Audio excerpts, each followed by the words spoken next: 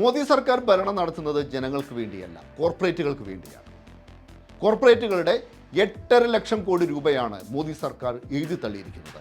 ഇതേ മോദി സർക്കാർ ആവട്ടെ 15.5 ലക്ഷം കോടി രൂപയാണ് വായ്പ എടുക്കുന്നത്. 8.5 ലക്ഷം കോടി രൂപ കോർപ്പറേറ്റുകളുടെ കിട്ടാക്കടം എഴുതിത്തള്ളാനായി പണമുള്ള കേന്ദ്ര സർക്കാരിന് പക്ഷേ ആശാവർക്കർമാരുടെ ഇൻസെൻറ്റീവ് വർദ്ധിപ്പിക്കാൻ കയ്യിൽ പണമില്ലത്രേ.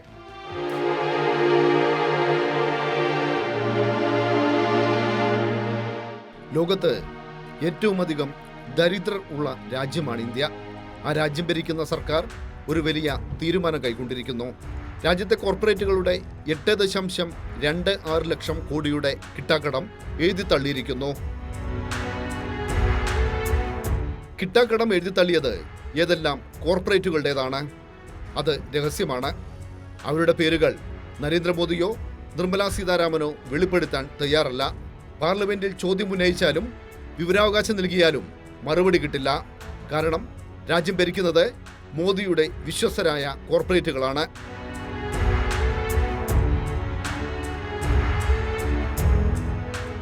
ആശമാരുടെ പേരും പറഞ്ഞ് BJPക്ക് വേണ്ടി SUCI നടത്തുന്ന സമരം.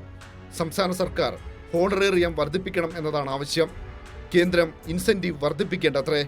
കോർപ്പറേറ്റുകളുടെ 8.26 ലക്ഷം കോടി രൂപ എഴുതിത്തള്ളിയ മോദി സർക്കാരിന് രാജ്യത്തെ ആശമാരുടെ ഇൻസെന്റീവ് വർദ്ധിപ്പിക്കാൻ പണമില്ലത്രേ. ഇതിന്റെ കാരണം ചോദിച്ചാൽ മറുപടി ഇങ്ങനെ: ഈ വിഷയം പാർലമെന്റിൽ ഉയർന്നു വന്നിരുന്നു. അപ്പോൾ പാർലമെന്റിൽ കേന്ദ്രമന്ത്രി നൽകിയ മറുപടി ഇതിപ്പോൾ ഉന്നയിക്കേണ്ട ഒരു വിഷയമല്ല എന്നുള്ളതാണ്. അതിന് അത്രത്തോളം ഗൗരവമേ. അതായത് ഈ വിഷയത്തെ സംബന്ധിച്ച് പാർലമെന്റിലെ ചോദ്യം ഞാൻ കണ്ടിട്ടില്ല. ഈ വിഷയത്തെ സംബന്ധിച്ച് വളരെ വ്യക്തമായിട്ടുള്ള മറുപടി കഴിഞ്ഞ ആഴ്ച തന്നെ കേന്ദ്ര ആരോഗ്യമന്ത്രി കൊടുത്തിട്ടുണ്ട്. അതിൽ വളരെ വ്യക്തമായിട്ട് ഇൻസെന്റീവ് വർദ്ധിപ്പിക്കുന്ന കാര്യം പറഞ്ഞിട്ടുണ്ട്. അതിൽ വർദ്ധിപ്പിക്കില്ല എന്നാണ് പറയുന്നത്. എൻ്റെ സുഹൃത്തെ, ഞാൻ പാർലമെന്റിൽ 6 കൊല്ലം ഇരുന്ന ഒരാളാണ്. അതുകൊണ്ട് പാർലമെന്റിലെ ഉത്തരം എൻ്റെ കയ്യിലുണ്ട്. ഞാൻ വേണമെങ്കിൽ ഇംഗ്ലീഷുള്ളത് വായിച്ച് കേൾപ്പിച്ചു തരാം. വർദ്ധിപ്പിക്കുന്ന കാര്യം തന്നെയാണ് പറഞ്ഞത്. നിലവിൽ വർദ്ധിപ്പിക്കില്ല എന്നുള്ളതാണ് അതിൽ പറയുന്നത്. അങ്ങനെ ഒരു പരാമർശം നിങ്ങൾ നടത്തി കൈരളിയും ദേശാഭിമാനിയും കൂടി നടത്താൻ ശ്രമിക്കുന്നുണ്ടെങ്കിൽ അതവിടെ വെച്ചാൽ മതി. ആ ഉത്തരം ജനങ്ങളുടെ മുന്നിലുണ്ട്. എന്ത് ചോദ്യത്തിനും കൈരളി ദേശാഭിമാനി എന്നുള്ളതല്ല, അതിന്റെ കേന്ദ്രത്തിനും തുല്യമായിട്ടുള്ളൊരു പങ്ക് ഇതിലുണ്ട്. കേന്ദ്രത്തിന്റെ ഉത്തരവാദിത്വം പാർലമെന്റിലെ മറുപടിയിൽ വളരെ വ്യക്തമായിട്ട് കേന്ദ്ര ആരോഗ്യമന്ത്രി നൽകിയിട്ടുണ്ട്.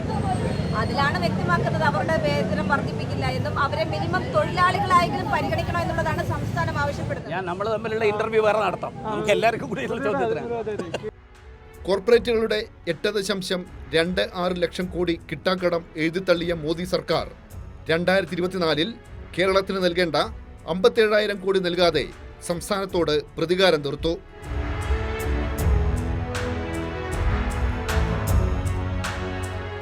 മോദി വയനാട്ടിൽ വന്നുപോയി. മുണ്ടക്കൈ ചൂരൽമല പുനരധിവാസത്തിനായി കേരളത്തിന് നയാ പൈസ പോലും നൽകിയില്ല.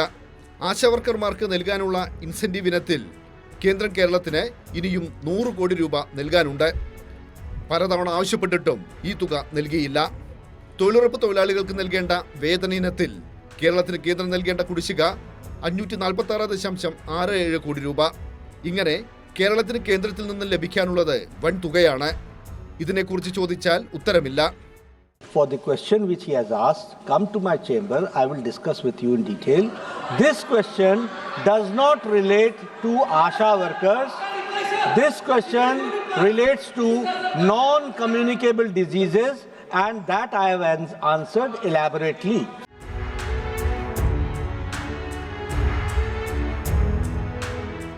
രാജ്യത്ത് ഏറ്റവും കടുത്ത കേന്ദ്ര അവഗണന നേരിടുന്ന സംസ്ഥാനമാണ് കേരളം. എന്നിട്ടും കേരളമാണ് രാജ്യത്തെ നമ്പർ 1 സംസ്ഥാനം. Kerala is the best state, I can say. Most progressive state, people are settling all over the world. Even today they are more patriotic. More money is FDI is going to Kerala maximum.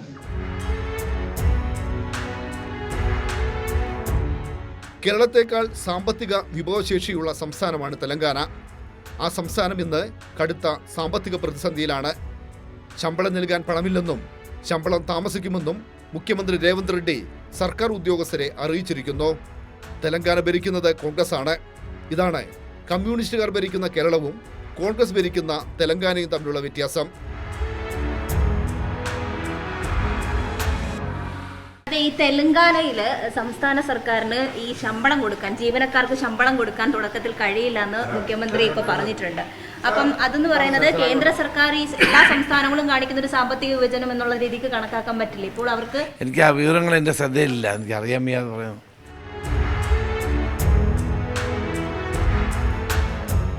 കോർപ്പറേറ്റുകളുടെ 8.26 lakh crore രൂപയുടെ കിട്ടാക്കടം എഴുതിത്തള്ളിയ മോദിയുടെ നടപടി രാജ്യത്തെ പ്രധാന ചർച്ചാ വിഷയമാകുന്നില്ല.